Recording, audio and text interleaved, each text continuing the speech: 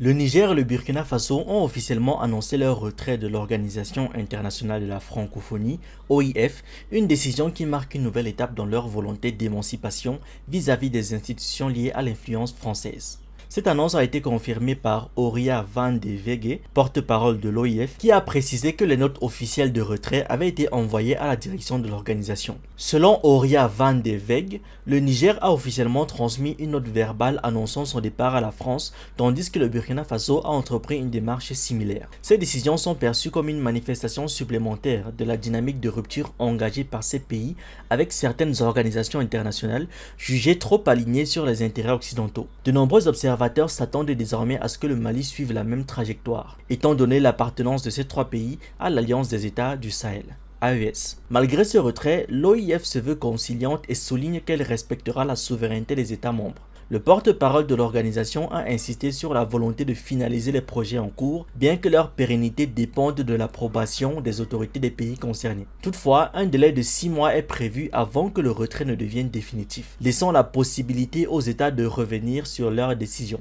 Cette fenêtre temporelle témoigne d'un espoir de la part de l'OIF de voir ces pays reconsidérer leur position. Ce retrait s'inscrit dans un mouvement plus large amorcé par ces pays sahéliens. En effet, en janvier 2024, le Mali, le Burkina Faso et le Niger avaient déjà annoncé leur retrait de la CEDEAO, officialisé depuis le 29 janvier 2025. Cette sortie de la CEDEAO a été suivie en juillet 2024 par l'annonce de la création d'une confédération de l'Alliance des États du Sahel, témoignant de leur volonté de renforcer leur coopération régionale en dehors des cadres institutionnels dominés par des puissances extérieures. Dans cette optique, l'AGS a lancé plusieurs initiatives majeures, notamment la mise en place d'une banque d'investissement et d'un fonds de stabilisation pour renforcer l'autonomie économique et financière de la région. Elle a également mis en œuvre des mesures visant à faciliter la circulation des biens et des personnes entre ses membres avec l'introduction de nouveaux passeports remplaçant ceux de la CEDEAO. Cette dynamique traduit une volonté claire des dirigeants de ces pays de prendre en main leur destin en s'émancipant progressivement des structures héritées de la période coloniale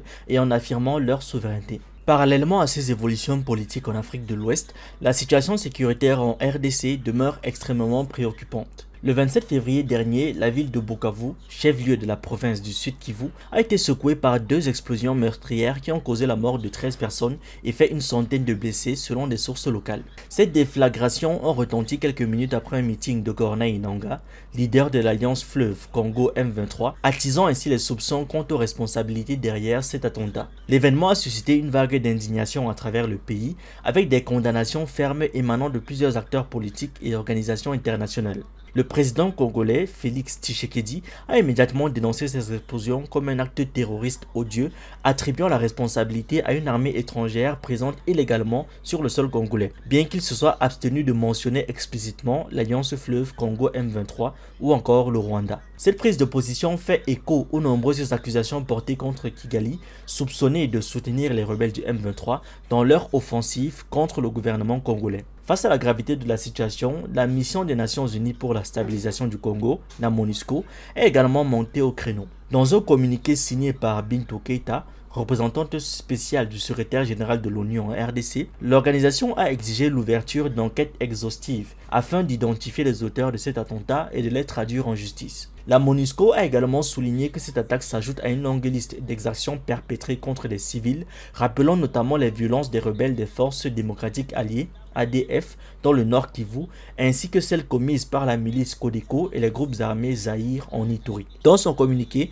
Bintou Keïta a exprimé son profond désarroi face à cette tragédie, adressant ses condoléances aux familles des victimes et au peuple congolais tout entier. Elle a réaffirmé l'engagement des Nations Unies à soutenir les efforts de stabilisation dans la région, malgré les défis considérables auxquels la RDC est confrontée. Depuis plusieurs mois, les rebelles du M23 ont poursuivi leur avancée en RDC, prenant le contrôle de plusieurs villes stratégiques, dont Goma et Bukavu. Selon les estimations des Nations Unies, ces groupes bénéficieraient du soutien de 4000 soldats rwandais, ce qui alimente encore davantage les tensions entre Kinshasa et Kigali. Face à cette menace croissante, le gouvernement congolais promet une réponse ferme et appelle à la solidarité nationale pour contrer l'expansion du M23. Toutefois, la persistance de ces attaques met en lumière la complexité du conflit dans l'est de la RDC où les affrontements entre groupes armés, milices locales et forces gouvernementales continuent de plonger la région dans une instabilité chronique. L'avenir de la RDC dépendra en grande partie de la capacité de son gouvernement à restaurer la paix et la sécurité,